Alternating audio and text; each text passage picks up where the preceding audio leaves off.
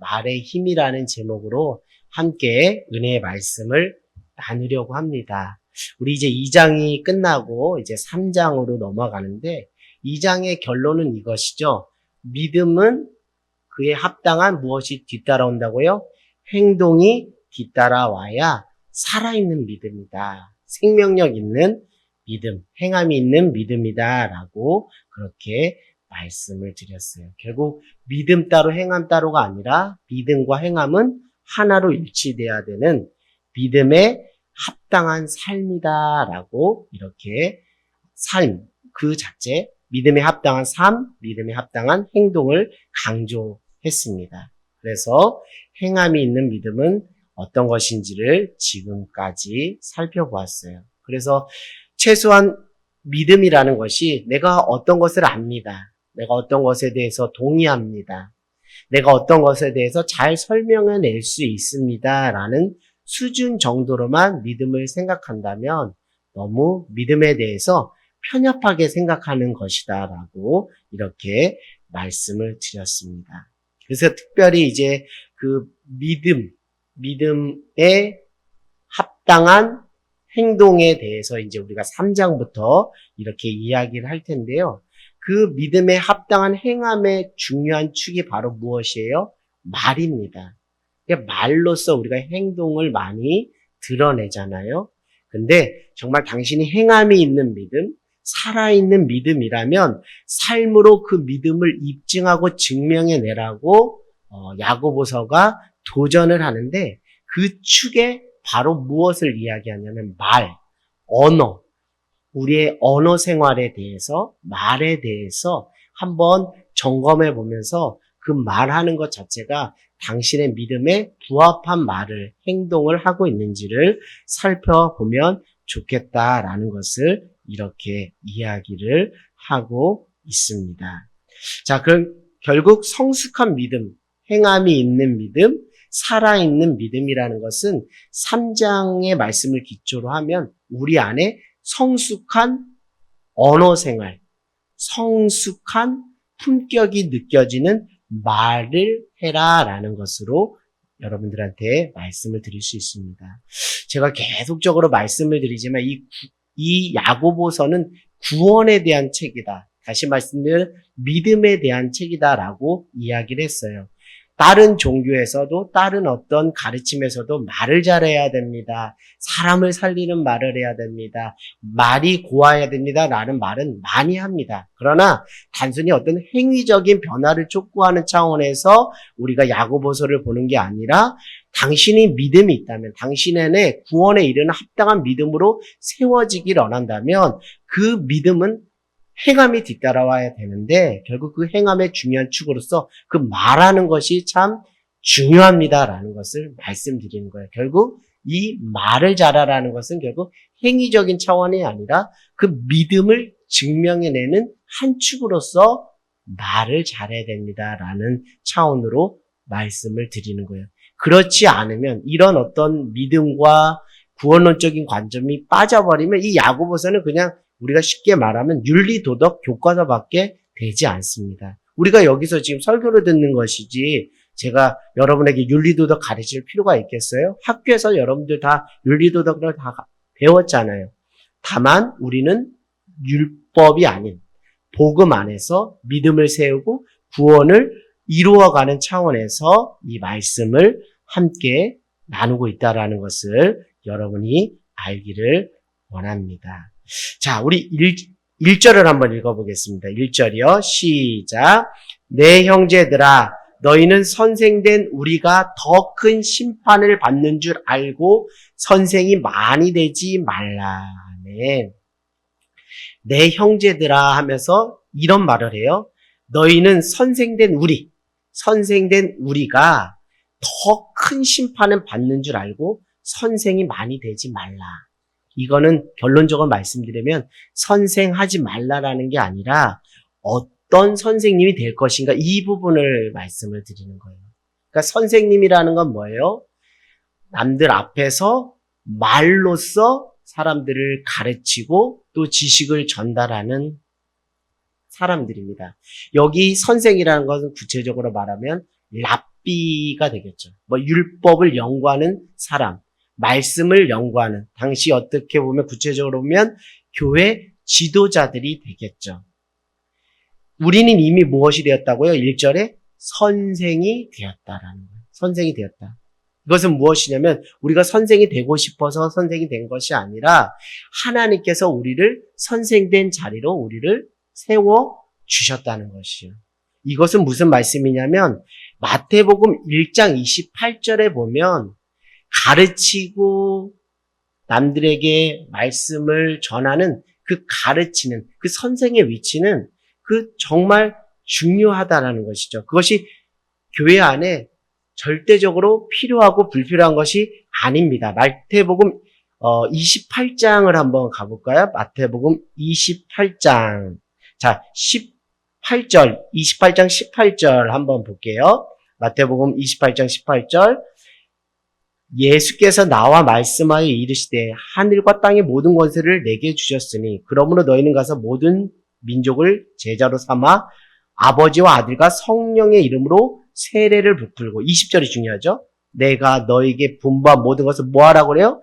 가르쳐 지키게 하라. 볼지어다 내가 세상 끝날까지 너희와 항상 함께 있으리라 하시니라. 그건 뭐예요? 서로 교회라는 것은 주님의 말씀을 서로 가르치고 배우고 또 그것을 지켜나가는 그 공동체, 그 속에서 교회가 성장하고 성도들의 믿음이 자라고 구원의 역사가 날로 임하기 때문에 교회 안에서 선생의 역할은 반드시 필요한 거예요.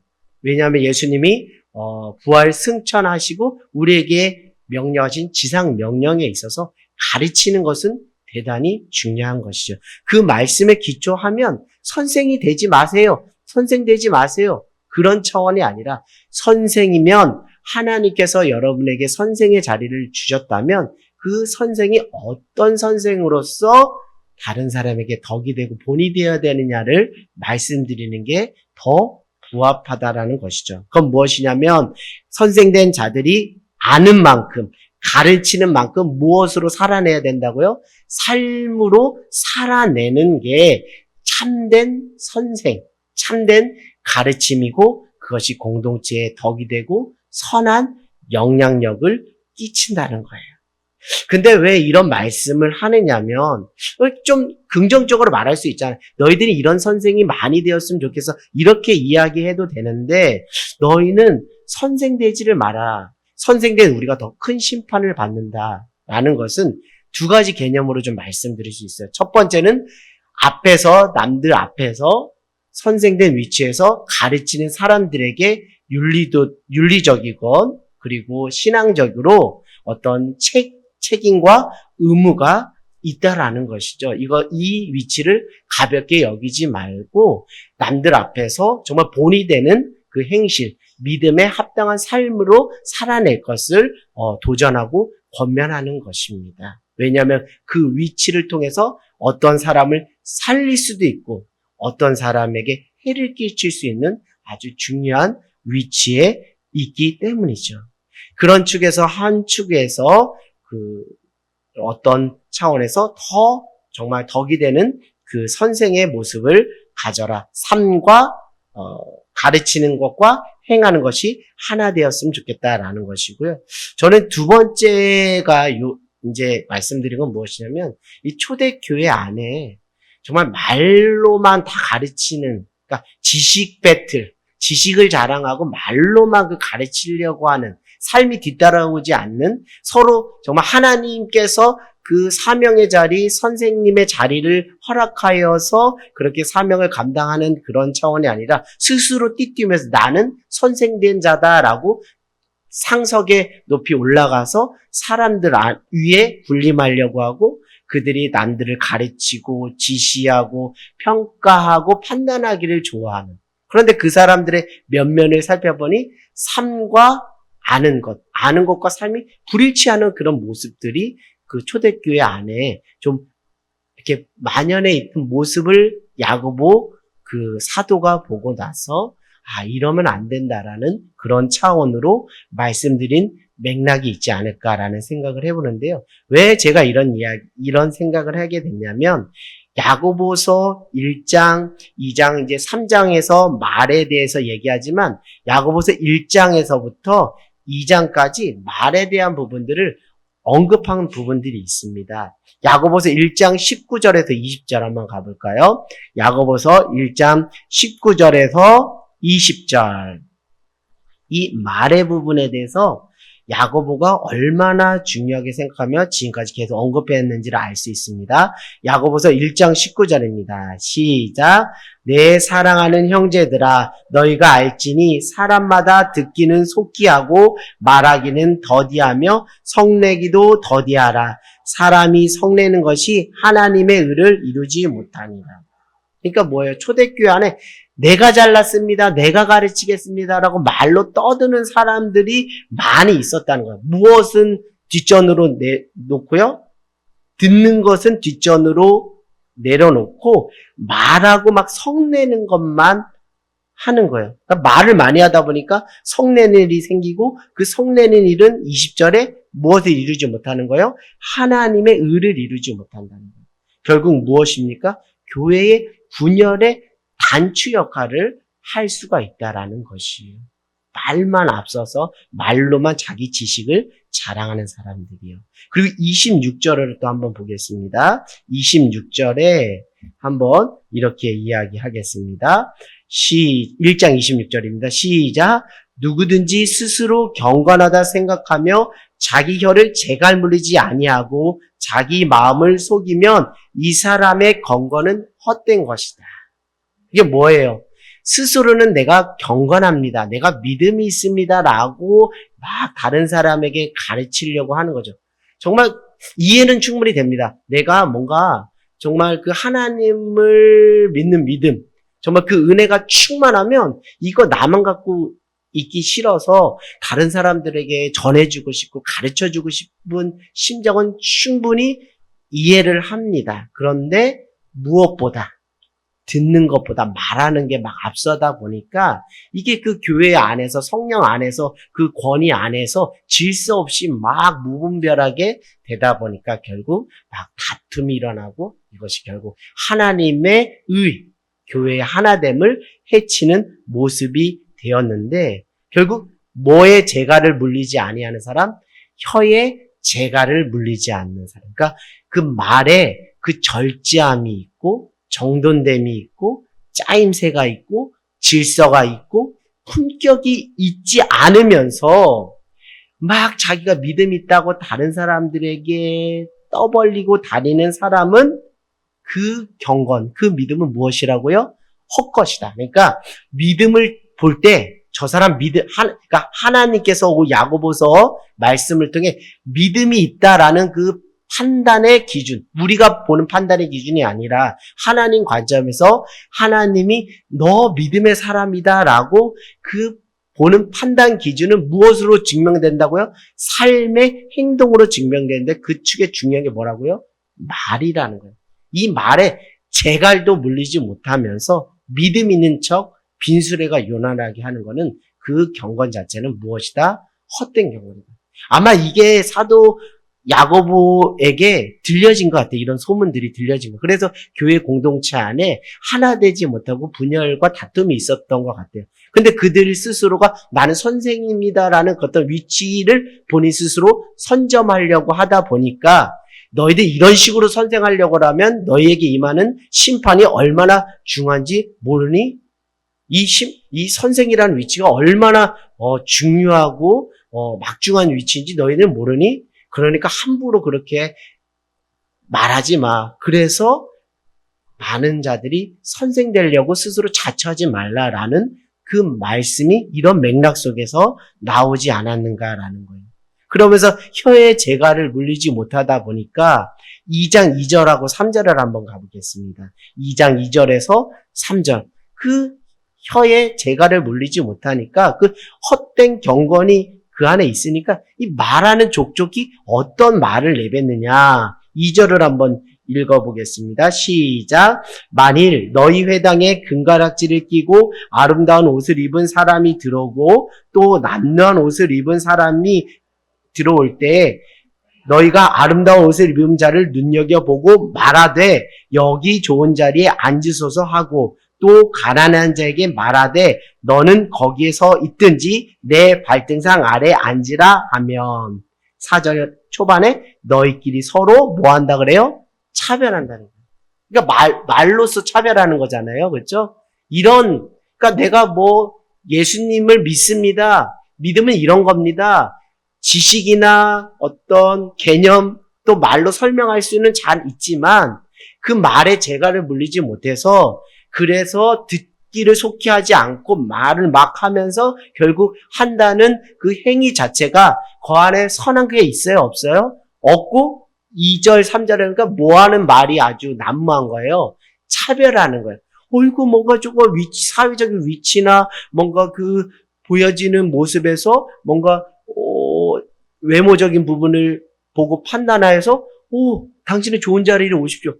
당신은 저기 밑에나 내 발등상 밑에 있으십시오 하고 이제 그 말로서 대놓고 뭐 하라는 거예요? 사람을 차별하는 거예요.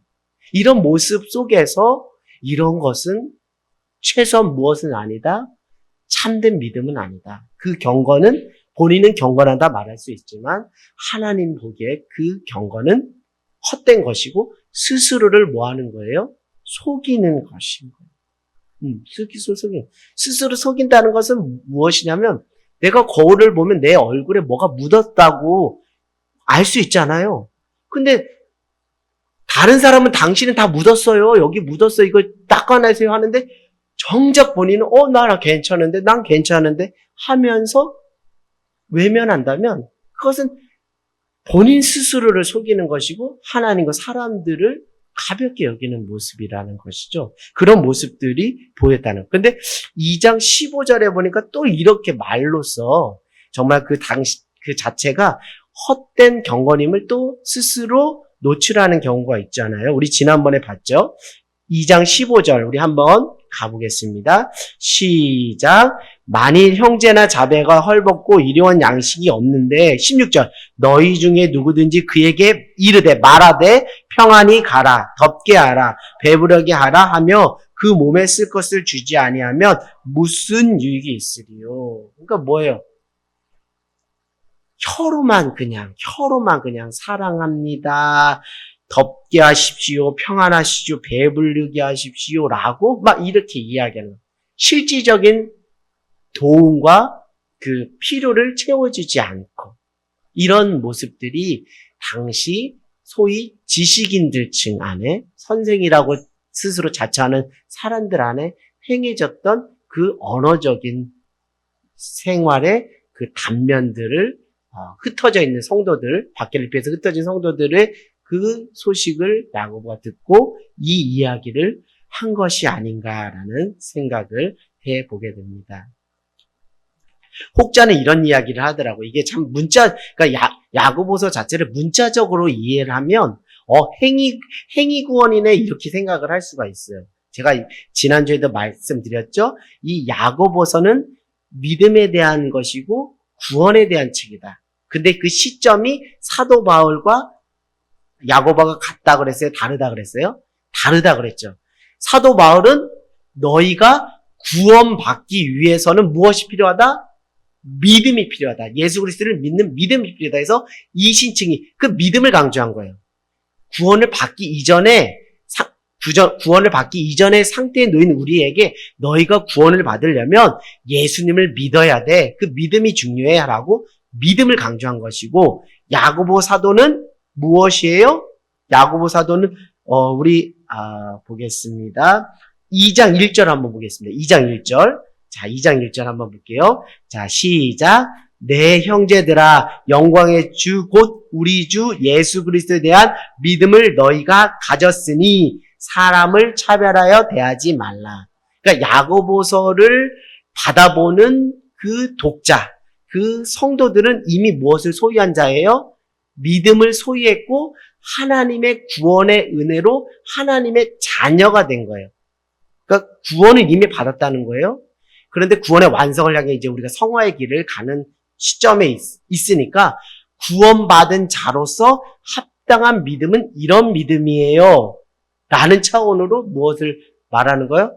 행함을 말하는 거예요. 그렇기 때문에 야고보서가 행위를 강조하는 행위 구원에 관한 책이다라고 말하면 안 된다는 거예요. 근데 여러분이 문자적으로만 보면 그렇게 다분히 오해할 수 있는데 이 책이 쓰여진 시점은 구원받은 백성, 믿음을 소유한 백성, 그 이후의 삶을 어떻게 살아야 하는가라는 차원으로 이렇게 보면 결국 우리의 믿음을 구원에 이르는 합당한 믿음으로 자라게 하게 하시는 유익한 구원의 책이라는 것이 결론이 날 수가 있는 거예요. 그래서 1절을 보면 선생이 많이 되지 말라. 이 말씀을 그냥 문자적으로 순수하게 해석해서 어떤 목사님이 이런 이야기를 하더라고요. 이 말씀 구절 때문에 소위 우리 교회로 말하면 어린이 교회 또 다른 교회에서는 이제 주일학교 하잖아요.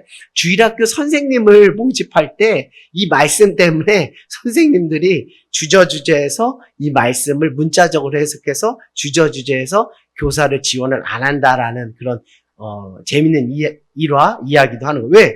그들에게 임할 심판이 크다라고 이렇게 1절은 이야기하고 있잖아요. 그래서 여러분 야고보서를 읽어내실 때 단순 논리, 문자적으로만 이해를 하시면 오해할 수가 있다. 그래서 막 지푸라기 서신이다라고 가치를 떨어뜨릴 수가 있기 때문에 그 전체적인 공동체의 맥락과 상황 속에서 또 우리가 신앙생활하는 상황 속에서 어떻게 적용하면 이 야고보서가 나에게 믿음을 키워나가는데 유익할지 그런 차원으로 여러분들이 접근하시면 참 좋을 것 같습니다. 자, 2절으로 한번 같이 읽어볼까요? 시작. 우리가 다 실수가 많으니 만일 말에 실수가 없는 자라면 곧 온전한 사람이라 능히 온 몸도 굴레 씌우니라. 저는 이제 시골 사람이기 때문에 시골의 그 스토리, 추억들이 많이 있는데요. 예전에 저희 아버님께서 이제 농사철이 되면 요즘에 다 기계로 하지만 저 어렸을 때만 해도 소가 밭을 갈았어요. 근데 이제 밭을 갈려면 소를 길들여 놔야 됩니다. 소를 길들여 내기 위해서는 어느 정도 이제 소가 커야 되는 것도 있고 뭐를 뚫어야 돼요? 콧뚜레를 뚫어야 되는데 이거 콧뚜레를 뚫는 것도 이거 아주 전문 기술이거든요. 저희 아버님은 이걸 잘 못해요. 그거 혼자 할 수도 없어요. 그래서 늘 콧뚜레를 뚫을 때 저희 이모부가 오셔서 이제 저희 아버님하고 저는 이제 고삐를 딱 잡고 이렇게 아주 이렇게 결박한 다음에 이제 그 나무, 콧뚜레는 나무거든요. 아주 잘 들어가는 매끈한 나무를 깎아서 이게 쉽게 말하면 코를 찌르는 거, 코걸이를 만드는 것이죠. 이게 콧뚜레를 하는데 이제 콧뚜레를 하면 요렇게 되죠. 그럼 여기 사이에 이게 줄이 있습니다. 요거를 굴레라고 하는 거예요. 그 굴레가 이렇게 씌워지고 요게 이제 무엇이 되냐면 쇠고삐라고 그러죠. 이래 하면서 하는 농부가 이래 하면 쇠고삐를 잡아당기면 어떻게 돼요? 굴레가 무엇을 잡아당겨요? 콧대를 잡기 때문에 소가 어떻게 해요? 고통을 느끼겠죠. 그러니까 고통을 안 느끼려면 말을 잘 들어야 돼요? 안 들어야 돼요? 잘 들어야 되는 것이잖아요. 그런 차원에서 2절에 보면 이 굴레라는 게 그런 차원입니다. 결국 무엇이에요? 소를 통제하기 위해서는 무엇이 있다는 거예요? 굴레가 있다는 거예요. 자, 우리가 다 실수가 많다는 거예요. 이거는 100명이면 100번 다 인정할 수밖에 없죠. 저도 실수하고 여러분들 실수하는데 만일 말에 실수가 없는 자라면 이건 과정법입니까? 과정법이 아닙니까? 과정법이죠. 만일 말에 실수가 없는 자라면 이건 뭐예요? 실수하는 사람이 있다는 거예요? 없다는 거예요? 있다는 것이죠. 그러니까 솔직히 말해서 여러분 다 경험해 보셨지만 말에 실수 없이 지금까지 살아온 사람이 있을까요? 없을까요? 없어요. 그렇기 때문에 야고보 사도 본인도 말의 실수를 경험한 자임을 자인하면서 이것을 명료형으로 말하는 것이 아니라 과정법으로 말하는 거예요. 만일 말에 실수가 없는 자라면 설령 그런 자는 없겠지만 마냥 그렇다면 그는 어떤 사람이라고요? 온전한 사람이라는 것이죠. 온전한 사람이라는. 여러분 세상에서 실수 없이 살아가는 사람은 없습니다. 특별히 말에 실수 없이 살아가는 사람은 없어요. 다만 그 실수를 얼마나 줄이냐 많이 하느냐에 따라서 다른 사람이 볼 때 저 사람 성숙한 사람이네, 성숙하지 않은 사람이라고 평가를 할 뿐 정말 우리가 그냥 정말 정확하게 잣대를 들여서 말씀드리면 말에 실수가 없는 사람은 한 명도 없다라는 거예요. 결국 무엇을 잘 다스릴 수 있는 사람? 말을 잘 다스릴 수 있는 사람은 자기 삶 자체를 잘 통제하고 소위 자기 관리를 잘 할 수 있는 성숙한 삶으로 가는 인생을 살아가게 된다는 거예요.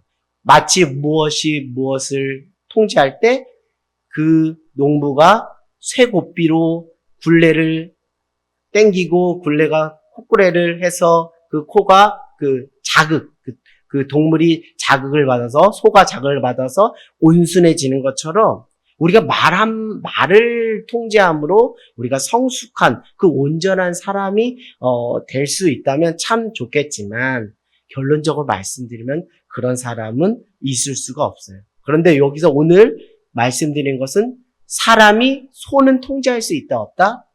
있다. 뭐를 씌워서? 굴레를 씌워서. 사람은 자기의 말조차를 통제할 수 없지만 인간은 소는 뭐 할 수 있다? 통제할 수 있다. 뭘로요?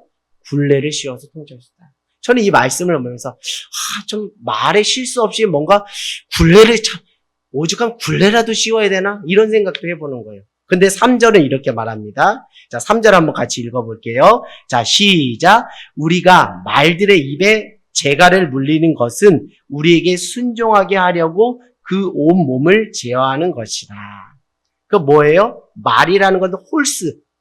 따가닥. 말의 입에 무엇을 물린다는 거예요? 재갈. 여러분, 재갈 이제 한번 검색해보면, 재갈인데, 이거. 여기, 이 재갈이에요. 이 재갈. 재갈을 물리는 것은 우리에게 순종하게 하려고. 쉽게 말하면 뭐예요? 사람들이 잘 뭐하기 위해서? 길들이기 위해서. 말 잘 들게 하기 위해서 무엇을 물린다고요? 재갈을 물려서 그 온몸 전체를 뭐 하는 거예요? 제어를 하는 거예요. 참. 재갈로 사람이 말에 재갈을 물려서 그 말은 통제한다 하더라도 실상 자기 말은 뭐 하지 못한다고요? 통제하지 못하는 이런 모습. 그러니까 말에 실수하는 이런 모습들이 우리 안에 있어요. 그래서 말에 실수를 줄이려면 오죽하면 문자적으로 제가 받아들인 거예요. 굴레를 씌워야 되나? 재갈을 물려야 되나? 그만큼 저도 말의 실수를 줄이고 싶어도 이게 안 되거든요. 이게 연약한 육신의 옷을 입은 제가 이게 안 돼요. 이러면서 제가 이게 탁하는 의인은 없나니 하나도 없다라는 게 여기 야고보서 말씀에서 정말 아니 고백할 수가 없게 되더라고요. 그래서 우리가 이제 이런 말이 있잖아요. 함부로 막말하는 사람들을 보면서 저 사람 입에 뭐를 물려야 돼? 이러죠? 재갈을 물려야 돼. 그러니까 사람이 그만큼 정말 악하도 악해. 뭘로 악함을 아주 증명해내요? 말로, 이 새치어로 아주 나 악해요라는 것을. 그런 악한 사람들한테 이제 세상 사람들이 막 손가락 찍찍찍 하면서 저 인간 저 입에 뭘 물려야 돼? 재갈을 좀 물려야 돼 라고 이렇게 이야기를 하는 것이죠. 결국 그 말은 저 사람 말 잘하네 이게 아니라 그 사람의 품격, 그 사람의 인품, 그 사람의 성품이 드러나는 것이고 이 야고보서에 비춰보면 그 말의 품격과 성품이 있는 사람이 행함이 있는 살아있는 믿음을 소유한 자다. 그러니 여러분 말을 잘하십시오라고 이렇게 이야기를 하는 것입니다. 자, 우리 한번 오늘은 말의 힘에 대해서 우리가 함께 살펴보는데요. 4절을 한번 여러분 보시면서 좀 한번 은혜 같이 나눠보겠습니다. 4절이요. 시작. 또 배를 보라. 그렇게 크고 광풍에 밀려가는 것들은 지극히 작은 키로서 사공의 뜻대로 운행하나니. 그러니까 배가 엄청 크죠? 배가 엄청 커도 그 방향을 설정하는 것은 무엇이라고요?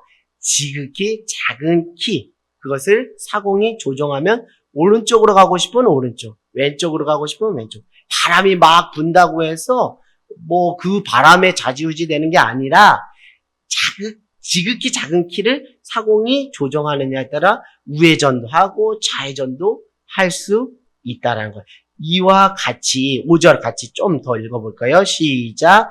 이와 같이 혀도 작은 지체로되 여기까지만 한번 읽어볼까요? 그러니까 작은 키, 배의 작은 키와 혀의 공통점은 뭐예요?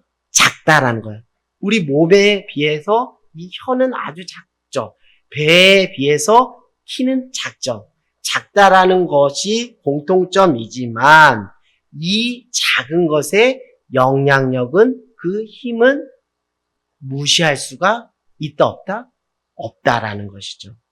여러분, 키를 통해서 사공은 좌회전을 할지 우회전을 할지 무엇을 설정할 수 있어요? 방향을 설정할 수 있어요. 이 작은 키 하나 가지고. 여러분의 말 한마디, 이 새치어 말 한마디로도 여러분이 방향을 설정할 수 있다. 이 방향을 설정한다는 것은 여러 가지 측면의 의미에서 방향을 말하는 것입니다. 한번 예를 들어볼까요? 모세가 그 가나안 땅에 12명의 무엇을 보냈죠? 정탐꾼을 보냈습니다. 근데 보고가 상반된 보고가 나왔죠? 여호수아와 갈렙은 그 땅을 뭐 할 수 있습니다? 정복할 수 있습니다. 하나님이 함께 하시면 그 땅을 정복할 수 있습니다. 라고 말했어요. 그렇게 말했어요. 10명의 정탐꾼은 뭐 했어요? 우리는 그들의 뭐다? 밥밖에 될 수 없다. 그들은 기골이 장대해서 우리는 그 앞에 메뚜기밖에 안 된다. 가봐야 100점 100패다. 안 됩니다. 라고. 이 세치어로 그 판단의 방향이 서로 어떻게 되죠? 한 사람은 동하고 한 사람은 서하고 이렇게 갈려버리는 거예요. 이 말 한마디가 방향이 바뀐다는 거예요. 쉽게 좀 물리적인 방향에서 우회전 좌회전일 수 있지만 그런 의미를 넘어서 우리의 삶의 방향을 바꿔놓는다니까요. 이 뭐가? 이 말 한마디. 그러니까 이 작은 요것이 가볍게 여기면 안 된다는 거예요. 더 말씀드리면 사명의 방향으로 갈지, 생명의 방향으로 갈지, 쉽게 말하면 뭐 하기 나름이다? 말하기 나름이다. 근데 중요한 것은 나 혼자 살면 상관없어. 근데 우리가 가정을 이루고 공동체를 이루기 때문에 내가 나한테 하는 말도 있지만 내가 남한테 하는 말 때문에 내 말 한마디 때문에 저 사람의 인생이 사망의 방향으로 틀 수도 있고 저 사람의 방향이 생명의 방향으로도 틀 수가 있다. 근데 그 혀는 아주 뭐하다고요? 작다라는 거예요. 작으니까 무시할 수 있겠지만 작지만 무시하면 안 된다. 더더욱 믿음의 방향으로 틀 수도 있고 불신의 방향으로도 이게 이 세치어가 틀어버릴 수가 있다라는 거예요. 우리 아까 전에 야고보서 2장 2절과 3절을 보니까 거기에 뭐 하는 거예요? 사람들 뭐 하는 거예요? 아름다운 옷 입은 사람은 상석으로 앉으세요. 좋은 자리에 앉으세요. 남는 옷 입은 사람은 저기 앉으세요. 발등상에 앉으세요. 저 아래 앉으세요. 뭐 한 거예요? 이 세치어가지고 뭐 한 거예요? 차별의 방향을 틀은 거예요. 차별의 방향을 틀을 것인가? 포용의 방향을 틀을 것인가? 이 뭐에 달려있다는 거예요? 말에 달려있다라는 것이죠. 믿음의 방향, 불신의 방향, 선을 택할 것인가? 악을 택할 것인가? 사랑을 택할 것인가? 미움을 택할 것인가? 인내함을, 듣기를 속히함으로 인내를 택할 것인가? 막 떠드는 것을 해서 성급함을 택할 것인가? 그러니까 결국 무엇이에요? 이 말이 방향을 정해주는 역할로서 그 힘이 막강하다라는 것입니다. 근데 그게 한 개인만이 아니라 다른 인생에도 그런 영향을 끼친다는 거예요.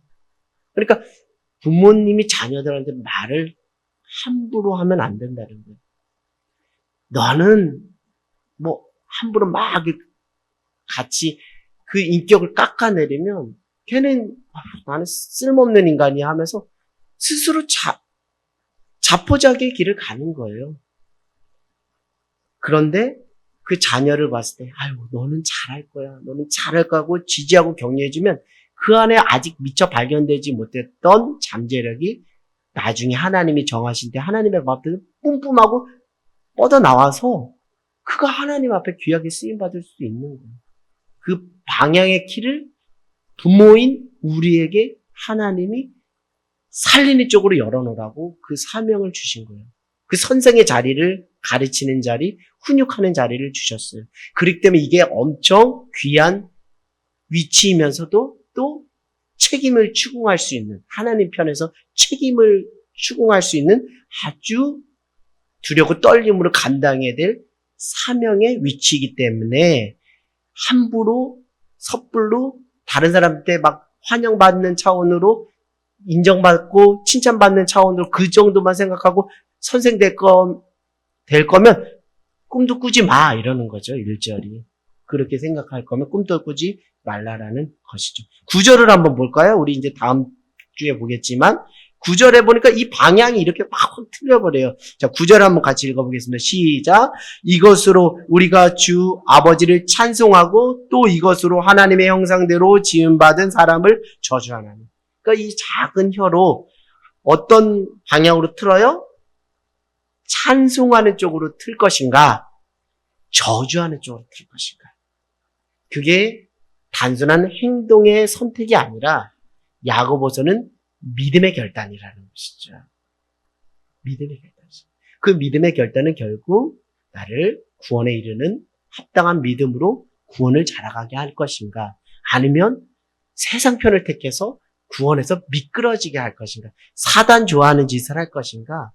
그것이 이 말에 있다라는 걸 생각해 보면, 야, 이거 가볍게 생각하면 안 되겠다라는 생각을 해 보게 됩니다. 그러면서 이제 이 작은 지체로서의 혀의 그 힘, 파워를 이야기합니다. 5절 우리 같이 또 이어서 읽어볼까요? 이와 같이 혀도 작은 지체로되 큰 것을 자랑하도다. 보라, 얼마나 작은 불이 얼마나 많은 나무를 태우는가. 여러분, 산불 그냥 처음부터 막 불이 확 번지는 거 아니에요. 담배꽁초 하나 잘못 버려서 그 작은 불씨 하나 때문에 산이 태워지는 것처럼 그 작은 말 한마디 때문에 그것이 다른 인생을, 본인 인생은 물론이거니와 다른 인생을 불태워버릴 수가 있다라는 거예요. 쉽게 말하면 파멸로 이끌 수가 있다라는 거예요. 멸망으로 이끌 수 있다라는 거예요. 여러분, 그런 차원에서 보면 이 말 이렇게 쉽게 생각하면 안 돼요. 왜 그러냐면 또 우리가 다 알다시피 이 말한 거를 뭐 할 수는 없어요. 최소한 뭐 할 수는 없어요. 주워 담을 수는 없어요. 여러분, 우리가 누구한테 아주 상스러운 말을 했어요. 그러면 그 사람에게 정말 내가 미안합니다. 내가 죄송합니다라고 용서를 구함으로 사과를 할 수는 있지만 내가 상스러운 말 그 자체는 주워 담을 수가 없어요. 참 이게 말의 그 특징입니다. 말의 영향력이고 힘이에요. 긍정적이든 부정적이든 말입니다. 그래서 이 혀 하나로 큰 것들을 막 자랑하죠. 어떤 면에서 이것이 또 좋은 부분에서 긍정적으로 정말 자랑하는 쪽으로도 갈 수도 있지만 이것이 정말 악을 도모하고 거짓을 꾸미고 겉모술수를 하는데 막 뻥튀기를 막 해서 사기 전과 있는 분들이 다 뭘로 하는 거예요? 이걸로 하는 거잖아요. 잘 될 거예요. 투자해 보십시오. 잘 될 거예요. 잘 될 거예요. 그 투자했더니 그냥 하루아침에 쪽박 차는 거. 요게 다 요걸로 하는 거라는 거예요. 그렇기 때문에 우리 신앙인들의 어떤 부분에서 여러분들이 보실 것이 말을 잘하는 것과 오늘 야고보서를 통해서 말을 잘하는 것과 또 그런 말을 또 잘 들어서 뭐 하는 게 중요한 거예요? 분별할 수가 있어야 돼요. 그렇기 때문에 늘 말씀과 기도에 전무하여 깨어 있어야 돼요. 그래야 말도 품격 있게 하고 아무 말이라고 다 듣지 않고 걸러서 분별해서 들을 수 있는 거예요. 그래야 삶의 형통함이 거기서 가능하게 되는 것입니다. 그렇기 때문에 오늘 이 말, 작다고 뭐 하지 말라는 거예요? 절대로 무시하지 말라라는 것을 말씀을 드립니다. 이것이 또 어떻게 되냐면 결국 이 혀를 뭘로 표현하죠? 6절 한번 같이 읽어보겠습니다. 시작. 혀는 곧 불이요 불의 세계라. 혀는 우리 지체 중에 온몸을 더럽히고 삶의 수레바퀴를 불사르나니 그 사르는 것이 지옥불에서 나느니라. 여러분 뭐예요? 이 말이 불이래요. 불이 뭡니까? 태워버리는 것이잖아요. 태워버리는 것이. 이 말 한마디 때문에 본인 인생도 불타고 이 말 한마디 때문에 다른 사람의 인생도 불태워버리기 때문에 이 말은 불의 세계다라는 거예요. 여러분 이미지를 한번 상상해 보면 정신 바짝 낼 거예요. 내 말에 제가 이제 설교를 하는데 이 설교에 막 불이 뿜어져 나온다고 치면 얼마나 악하고 얼마나 추한 말들을 막 쏟아내서 다른 인생들을 막 그 꽃다운 인생들을 막 짓밟고 불태워버린다면 정말 하나님 보시기에는 정말 얼마나 고통스럽고 하나님 얼마나 슬퍼하시겠어요. 그에게 임할 그 진노와 그 심판이 얼마나 크겠냐는 것이죠. 이 말 한마디가 이만큼 불의의 세계라고 표현하는 거죠. 이게 불의 세계라는 것은 다시 말씀하면 악의 세계다 이렇게 말합니다. 쉽게 말하면 우리가 솔직히 말하면 100에 100%로 치면 거의 말로 짓는 죄가 거의 99% 아닌가요? 솔직히 말하면 말로 해서 연유해서 또 행동으로 연결은 되겠지만 첫 스타트는 다 말로 죄를 짓는 것 같아요. 그렇기 때문에 불의 세계는 곧 악의 세계다. 이 불의 세계는 악의 세계다라고 그 의미를 들 수 있고 혀는 우리 지체 중에 온몸을 더럽힌다는 거예요. 그러니까 이 혀 하나를 통제할 수 있고 이 말에 실수가 없는 자는 그 온 몸을 능히 굴레에 씌울 만큼 뭐한 사람이라는 거 2절에 보면 온전한 사람이에요. 컴퓨터 보면서 내가 진짜 굴레를 내가 씌워야 돼? 오죽하면. 내가 진짜 재갈을 물려야 돼? 이 말 한마디 때문에 특별히 저는 이제 말하는 위치에 있다 보니까 또 말하는 위치에 또 있게 되네요. 또 학교에서든 교회에서든 또 어디에서든지. 그러니까 이게 참 또 어떤 부분에서 이게 또 직업병처럼 자꾸 이렇게 가르치는 것에 좀 너무 이렇게 익숙한 습관이 되다 보니까 말을 많이 할 만큼 또 실수도 많이 하는 것 같아요. 그러니까 오죽하면 침묵이 금이다라고 말하는 격언까지 나올 정도예요. 그렇다고 말하지 말고 침묵하라는 그런 뜻으로 여러분들에게 말씀드리는 것은 아닙니다. 그만큼 소도 인간이 통제할 수 있고 굴레로 말도 재갈을 물려서 통제할 수 있는데 그 인간이 만물의 영장이라고 하는 인간이 자기 이 새치어조차 통제할 수 없다라니 이 탄식이 아니 들 수가 없어. 이렇게 진짜 인간이 이렇게 무능하고 무력한가? 인간이 이성을 가진 만물의 영장인데 그렇게 못하나? 근데 성경은 말하죠. 의인은 없나니 하나도 없다.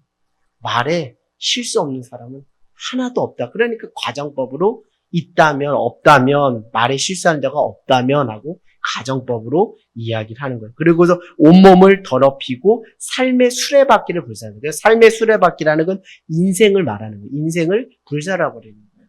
여러분 흉악범들 있죠. 흉악범들 이제 프로파일러들이 이제 접견해서 이렇게 하면 그 안에 상처들이 많더라고요. 어렸을 때 부모님이 했던 그 불의 세계, 그 악의 세계 말들을 많이 듣고 살아요. 나가 뒤져! 너 같은 건 필요 없어. 밥만 축내는 XX야. 뭐 꺼져. 이게 입에 차마 담을 수 없는 말들을 많이 듣고 사는 거예요. 그렇다 보니까 그게 그 인생의 삶의 수레바퀴 자체가 부정당하고 불살려 버리다 보니까 될 대로 되라는 식으로 막 살다 보니까 그것이 그가 피해자에서 이제는 무엇이 되는 거예요? 다른 사람들을 가해하는 가해자가 되는 거예요. 그러니까 우리가 다른 사람들에게 피해를 받았으니까 나는 그러지 말아야지 하죠. 나는 이제 부모 되면 고운 말 써야지 이쁜 말 써야 되는데 참 신기하게도요. 배운 대로 본 대로 그대로 하더라고요. 저도 어렸을 때 시골에 그 알코올 중독 친구 아버님께서 알코올 중독이어서 그 친구는 술을 안 먹을 줄 알았어요. 하도 치여서 계속 가정폭력에 시달리는 그 속에서 막 저희 집에도 도망쳐 나오고 막 그런 것들을 경험하면서 얘나 그 형제들은 술 안 먹을 줄 알았어요. 근데 웬일인 거죠? 그 아버님이 알코올 중독자로 사시다가 돌아가셨는데 거기 집안의 큰 형님도 술을 그렇게 드시다가 또 돌아가시는 모습을 보면서 야, 어떤 것을 보았느냐에 따라서 삶이 결정되는 거예요. 어떤 말을 듣고 살았느냐에 따라서 그 인생이 결정되는 거예요. 그러나 이것을 전화위복 역전시켜주고 이 저주의 사슬을 오직 끊을 수 있는 분은 누구예요? 오직 예수 그리스도와 그분의 십자가로만 가능하다라는 것을 일단 결론적으로 말씀을 드립니다. 죄의 저주를 끊으시려고 십자가에 달려 돌아가셨죠. 이제 결국 이 야고보서를 계속 보다 보면 사람 안에는 선한 것이 없네. 허허 오호라 공고한 자는 이 사망의 몸에서 누가 나를 건질까? 계속 그러면서 결국 누구밖에 답이 없는 거예요? 오직 예수님밖에 답이 없구나. 오직 십자가밖에 답이 없구나. 오직 은혜밖에 답이 없구나. 오직 말씀과 기도밖에 답이 없구나. 오직 성령의 능력과 권능을 덧입지 않고서는 불가능하구나라는 결론을 아니 맺을 수가 없는 것이죠. 사랑하는 여러분, 우리 7절, 제가 이제 계속 말씀드렸죠. 7절. 같이 한번 읽어볼까요? 시작. 여러 종류의 짐승과 새와 벌레와 바다의 생물들은 다 사람이 길들일 수 있고 길들여 왔거니와. 네. 길들이고 길들여 왔습니다. 굴레를 씌워서 소도 길들였고, 재갈을 불려서 말도 길들여 왔습니다. 그런데 실상은 8절 같이 한번 읽어볼까요? 시작. 혀는 능히 길들일 사람이 없나니 쉬지 않는 악이요 죽이는 독이 가득하다. 네, 야고보서가 이렇게 이야기를 하는군요. 최소한 이게 야고보서가 어떤 행위적인 실천을 강조하지 않는다라는 것을 제가 어떤 자기계발서가 아니라는 것을 명백히 말씀드린 것은 자기계발서라는 거, 어떤 행동의 지침의 변화를 말하려면 인간에 대해서 부정적으로 말하지 않아요. 여러분들 가능성이 있습니다. 여러분도 변화될 수 있어요. 여러분들도 이렇게 하면 언어가 바뀌어요. 라고 하는 게 행위적인 변화의 촉구이고 자기계발서의 특징이에요. 근데 이 야고보서는 그런 성격이 아니라는 걸 명확하게 말하는 게 8절이에요. 인간의 실상을 낱낱이 여실히 고발하는 거예요. 이 속에서 오라 나는 공고한 자다. 죄인은 없나니 하나도 없다. 결국 하나님의 은혜의 보좌 앞으로 하나님의 긍휼을 입을 수밖에 없고 하나님의 도우심을 구할 수밖에 없는 자가 나이구나. 주님, 내 입에 무엇을 세워주세요? 파수꾼을 세워주세요. 그 말이 괜히 나온 게 아니에요. 내 입에 파수꾼을 세워주세요. 라는 말이 괜히 나온 것이 아니라는 것이죠. 그러면서 이제 우리 다음에 또 보겠지만 15절을 한번 보겠습니다. 15절이요. 자, 같이 한번 읽어볼까요? 시작. 이러한 지혜는 위로부터 내려온 것이 아니요 땅의 것이요 정욕이요 귀신인 것이니 시기와 다툼이 있는 곳에는 혼란과 모든 악입니다. 뭐예요? 말로 이렇게 다 되는 거예요. 그러나 이런 것들을 끊어내려면 내 안에서 뭔가 이것을 끊어낼 수 있는 자력 구원의 힘이 내 안에 있는 게 아니라 17절을 한번 읽어볼게요.